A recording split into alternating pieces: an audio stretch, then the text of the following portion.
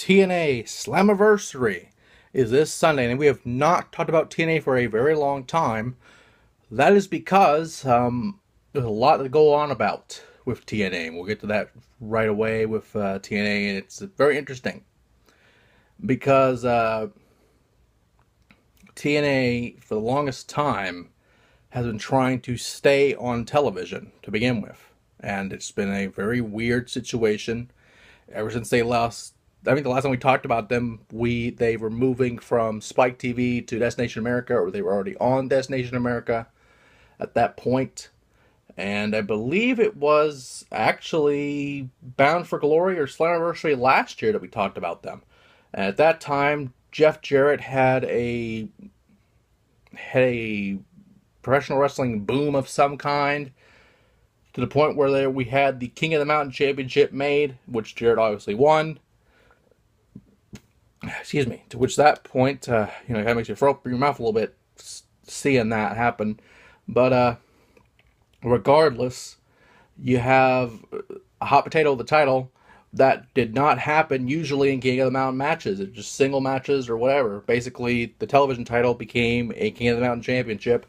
And at that point, GFW and TNA had a working relationship. To the point of, well, that impacted business a lot.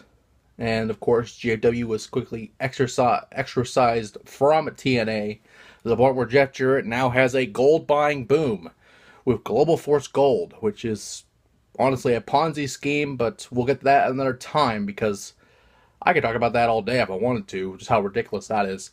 But nonetheless, with that happening, they then moved from Destination America to Pop TV. Which, for those who don't know what Pop TV is, it's the former TV Guide channel, which apparently I have, but it does not have Impact Wrestling. So that's really the reason we have not talked about TNA for a very long time, which is very weird. Thinking you have the channel, but it does not show Impact. Probably because it's probably for the better, because TNA has been a jumbled bowl of jambalaya over these past few months of good things and bad things mixing along, which we'll get to with each match of this card. First off, and for those, some of these names may be new to some people. First of all, Jade, the former Mia Yim, is the Knockouts champion. She will be defending that title against Sienna, formerly known as Allison Kay. Both of these women have been in Shimmer, WSU, all over the world, and now they are in TNA, Impact Wrestling, whatever you want to call it. And Sienna has been the muscle for another woman that will be in another match we'll get to a little bit. But it's interesting to have...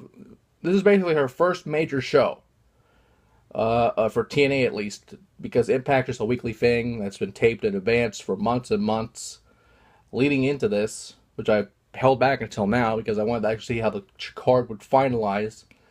With that being said, it's going to be an amazing match. This could be the match of the night, honestly. This could be the match of the night here, with Jade and Sienna. Honestly, Jade has just recently won the belt, so I would not be surprised if she retained it. But what a way that would be for Sienna to come to TNA and become the Knockouts champion. It would bring legitimacy, much like it did with Jade. And by the way, with Jade, the dollhouse has been kind of taken out in a way, with Marty Bell and Rebel being a part of it still, I guess, and Jade being kicked out because she's the champion. It makes and Rebel being also a part of Dollhouse still. So that is something. It's confusing at first, but it makes sense in the end. Vintage TNA.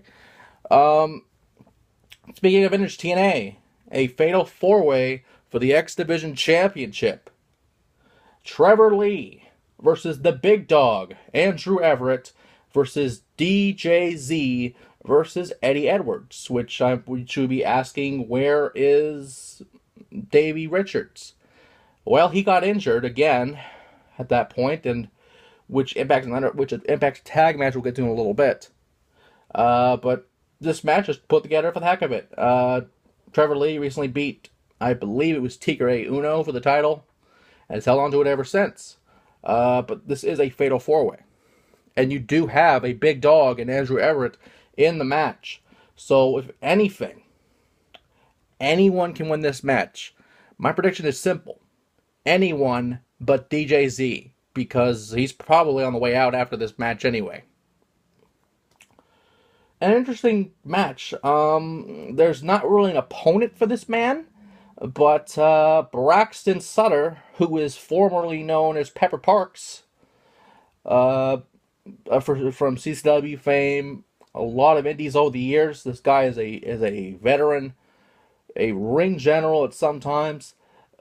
The name Braxton Sutter, I don't know why you're named that, but it's TNA, so you might as well have a TNA-esque name. With that being said, he does not have an opponent even yet. It could be announced later on, I don't know. But at the end of the day, TBD probably means a squash match for Braxton Sutter winning the match against a jobber. Which, this is your biggest show of the year, almost. So you shouldn't do that, but oh well. Might as well bring him in hot anyway. In the next match, the Tribunal of Basil Baraka and Baron Dax.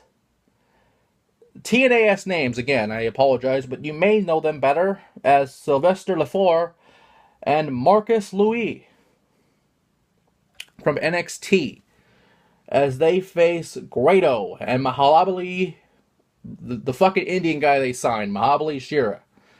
I don't even know if I said his name right, but who cares? A tag match, and for the longest time, Grado has been fired under the fired briefcase. Eventually, you put Al Snow in there, which is very weird. With Al Snow attacking Grado, who was no longer in a mask, which again, it's TNA. Might as well do the Lone Ranger gimmick, excuse me, with Dusty Rhodes. But it's Grado instead. Billy Corgan then suspended Al Snow for that week. He didn't apologize. He brought in Louis and LaFour, who are now the Tribunal for some reason. Again, this is TNA, so yeah. And of course, Al Snow made this match apparently. I don't understand. Even the backstory does not make sense here. But you have these men that are debuting at a major pay-per-view. This is TNA after all. I would not be surprised if they lost their match, but hopefully they beat Grado and Shira, because you're bringing them in, and if they lose at one of the biggest shows of the year, that would not make sense at all. Speaking of the King of the Mountain Championship, Eli Drake versus Bram. And of course, Bram was the former champion. Eli Drake won the Feast or Fire cases. Well, won a Feast or Fire case, rather, and cashed it in on Bram. Excuse me. And with that being said, it makes sense for him to hold on to it, because Eli Drake has been a great talent over the years. And it would not make sense to just lose it back to Bram. So might as well retain it and then lose it down the road, maybe Bound for Glory. Who knows? And with that being said, we'll actually cut the part here because there's a lot more matches to go. And we'll see what happens from there.